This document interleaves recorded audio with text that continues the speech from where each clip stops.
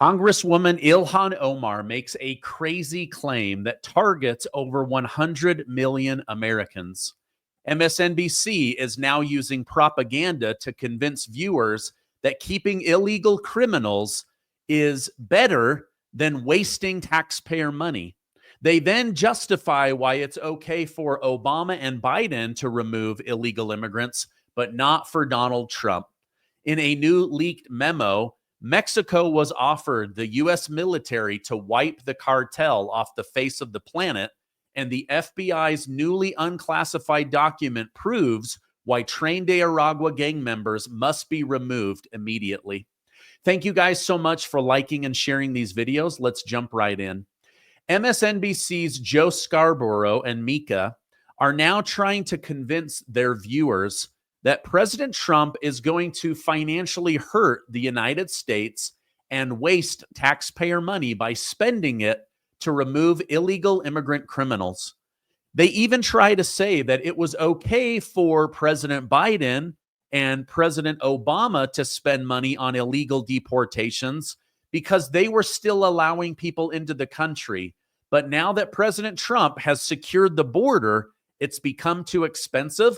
Let's watch this together and then we'll react to it. Rev, that in the Biden administration, when you had 5 million people coming across the border illegally over, a couple of years, much easier to have those deportation numbers up because so many illegal immigrants were coming in. Now the border's quiet.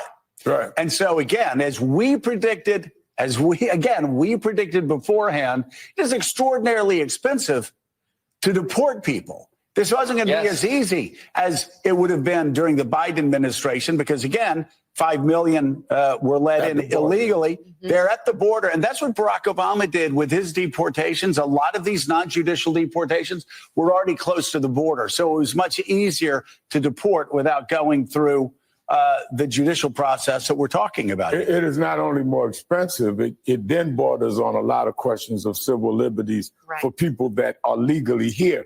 Because now you're going into the mainland of the United States and you're grabbing people with no due process who maybe should be here legally and who are, in the cases of a Garcia, the wrong people. So when it was done at the border with Obama and Biden, you had less risk of that. All right. I like how instead of saying the border is secure and border crossings are down by over 95%, they label it as now that the border has gone quiet.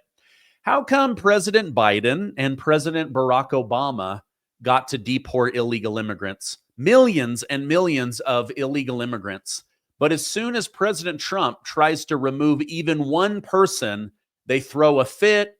They then throw these radicalized judges in the mix to gum up the works. They then are now saying it's too expensive. Just let them stay in the country. It's too expensive. Yeah, even though maybe they're criminals, they have civil rights, right? Remember when Al Sharpton used to actually fight for the Black community? Now he spends most of his time fighting for illegal immigrants, and then they wonder why Chicago is turning red. Now, President Trump is drawing a line in the sand to save American cinema, slapping a 100% tariff on foreign films that would put American filmmakers out of work. In a post on Truth Social, President Trump claimed other countries are trying to steal away filmmakers, which would cause a big loss in jobs in Hollywood. He stated, the movie industry in America is dying very fast. Other countries are offering all sorts of incentives to draw our filmmakers and studios away from the United States. Hollywood and many other areas within the USA are being devastated. This is a concerted effort by other nations and therefore a national security risk. That it is, in addition to everything else, messaging and propaganda. Therefore, I am authorizing the Department of Commerce and the United States Trade Representative to immediately begin the process of instituting a 100% tariff on any and all movies coming in to our country that are produced in foreign lands. We want movies made in America again. Now, at first, I thought that this was odd. But it is about keeping jobs and good movies and films right here in the United States. I then thought about the Reagan movie, which I saw last year. In the Reagan movie, President Reagan rose to fame not because he was a president or governor, but actually because he was a paid informant by the government to watch how the communist countries, including Russia, were infiltrating Hollywood and American films and pushing propaganda. So the president wants to keep those jobs. He wants to keep films great here in America, but he also wants to make sure that propaganda is not leaking into American movies. President Trump did an interview with Kristen Welker from NBC, Meet the Press, and he emphatically pointed out to her how much money is coming in from tariffs. And once these are done with all 150 countries, that there's going to be more money from tariffs than we'll know what to do with. He believes he will be able to significantly reduce or even eliminate income tax on anyone making under $200,000. In this same interview, President Trump told Kristen Welker he's not planning to run for a third term, despite what is being said. Here's what he said directly. I will say this. So many people want me to do it. I have never had requests so strong as that, but it's something that, to the best of my knowledge, you're not allowed to do. I don't know if that's constitutional, but they're not allowing you to do it or anything else. But there are many people willing to wear the 2028 hats. But this is not something I'm looking to do. I'm looking to have 4 great years and turn it over to somebody, ideally a great Republican to carry it forward. But I think we'll have 4 great years. I think 4 years is plenty of time to do something really spectacular. Now, let me know in the comments what you think about this. I believed personally that this was Trump trolling the Democrat Party, keeping attention on himself. He is a master marketer and a master troller on the internet. He did it with the Pope. He did it with Trump 2028. But I think Trump is right. I think running for a third term after it has been established that you don't go more than 2 terms, I think that would actually be bad. So he's also going to be older. And could they probably exploit some loopholes, making him vice president, making him Speaker of the House? Yeah, but I don't think he wants to do that. I think he wants to stand behind whoever he puts forward. I think he would rather be the kingmaker than President Trump for a third term. And I believe he wants to put forward somebody really great like Tulsi Gabbard or J.D. Vance or Byron Donalds, somebody like that. All right, now President Trump announced today he wants to reopen Alcatraz prison. I want to go through that with you. But first, Congresswoman Ilhan Omar of Minnesota, you know, the woman who married her own brother in order to become an immigrant that was allowed into the United States.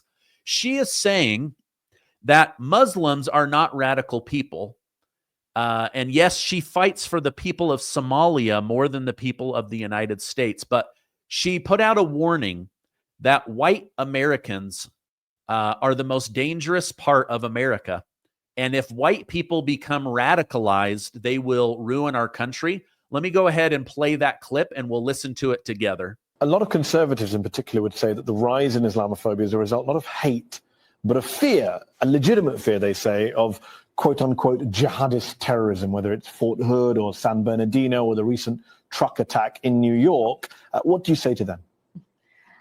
I would say our country should be more fearful of white men across our country, because they are actually causing most of the deaths within this country. And so if fear was the driving force of policies to keep America safe, Americans safe inside of this country, we should be profiling, monitoring, and creating policies to fight the radicalization of white men. All right. Well, I'm a white guy, and I don't particularly appreciate what Representative Ilhan Omar had to say. I know a lot of white people. They are very peaceful. They're very patriotic. They love their country. They don't have any problem with legal immigration, being accepting or generous to migrants, or even I mean, look how much has changed since civil rights. So for her to go on and say, we need to start racially profiling, we need to start tracking and spying on white people, and that white people are the most dangerous, especially if they become radicalized. I just think this lady is absolutely bonkers. I don't appreciate it. I don't know. Let me know your thoughts in the comments. I thought it was a pretty weird comment. All right, I want to tell you about some of these other big stories, but first, I want to tell you about a game changer when it comes to my gut health and the health of my family. I'm talking about kimchi. Now, you've probably heard about kimchi. It's called a fermented superfood. And the reason that kimchi is so powerful is it has 900 unique strains of good bacteria and probiotics. That's right. In Kimchi One, our sponsor, every capsule has 900 good bacteria strains to help make your life better. Now, Kimchi One supports healthy gut. It helps with digestion, gives your immune system a boost. Serotonin is created in the gut, so it will actually help you feel happier. Now, many have found it helpful when dealing with post-vaccination syndrome caused by the mRNA experimental vaccines. It's a natural support that your body craves. Your body wants to have a healthy gut and good microbiome to help you be strong and have lots of energy. Now, here's what I love about Kimchi One. It's all natural, non-GMO, gluten-free, dairy-free, and 100% made right here in the United States of America. Now, I have a special offer for you. You can snap the QR code or go to mybrightcore.com/kimchi to get 25% off. Or you can get 50% off plus free shipping by calling 888-908-4425. Why save 25% when you could save up to 50% plus get free shipping? Give them a call today. Okay, speaking of bad guys, right? Bad bacteria, bad people.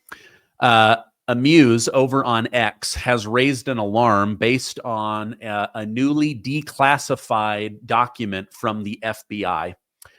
He wrote, "Terror. The FBI has issued a warning that Venezuela's President Maduro, their regime, is actively training Tren De Aragua terrorists to carry out assassination plots within the United States on American soil. The drive-by media is deliberately ignoring this unclassified FBI document." Let me go ahead and show you what Stephen Miller from the White House had to say about this. An FBI assessment that was unclassified that said that the Maduro regime is using and planning to use Tren De Aragua terrorists to carry out assassination plots on American soil. Now, very few in this room covered that. I'll let you all ask yourselves why you didn't cover it and why your editors didn't assign that story to you. Something I think you should think about on your own. But this is a earth-shattering piece of news. The Biden administration imported a terrorist army that our own FBI assesses is planning assassination strikes on American soil against critics of the Maduro regime. Those are the terrorists that President Trump is finding and apprehending that our Democrat judges and Democrat activists are trying to keep on U.S. soil. Tren De Aragua has the same legal status as Al-Qaeda and ISIS. MS-13 has the same legal status as Al-Qaeda and ISIS. These are foreign terrorists operating on our soil. And our gratitude to El Salvador for agreeing to take custody of these terrorists is immense. All right. Now, I knew that the Tren De Aragua gangs were bad just after doing research for my community.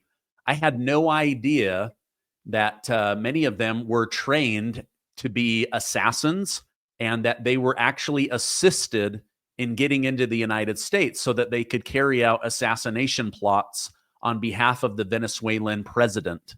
That's pretty crazy. The mainstream media didn't cover this. They don't cover anything of truth anymore these days. Let me know what you think. I want these gang members out of here.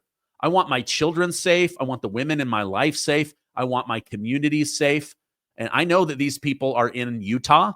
They're all over now. And the fact that the Democrats want to fight to keep these people in our country is just absolutely crazy to me. All right, now as part of a tougher criminal justice agenda, President Trump is reopening Alcatraz. He wants to send a clear message that you are going to jail if you are bad. Now, this is what he had to say on Truth Social. Today, I'm directing the Prison Bureau, together with the Department of Justice, FBI, and Homeland Security, to reopen a substantially enlarged and rebuilt Alcatraz to house America's most ruthless and violent offenders. We will no longer be held hostage to criminals, thugs, and judges that are afraid to do their job, and allow us to remove criminals who came into our country illegally. The reopening of Alcatraz will serve as a symbol of law, order, and justice. We will make America great again. Now, the former federal penitentiary closed in 1963. It was starting to be worn down by the weather there in San Francisco, as well as the operational cost. It has been a tourist destination run by the National Park Service. I've been to it. It's actually really quite cool.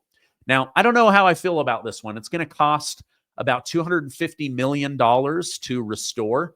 But honestly, I don't know how that compares to building a new prison.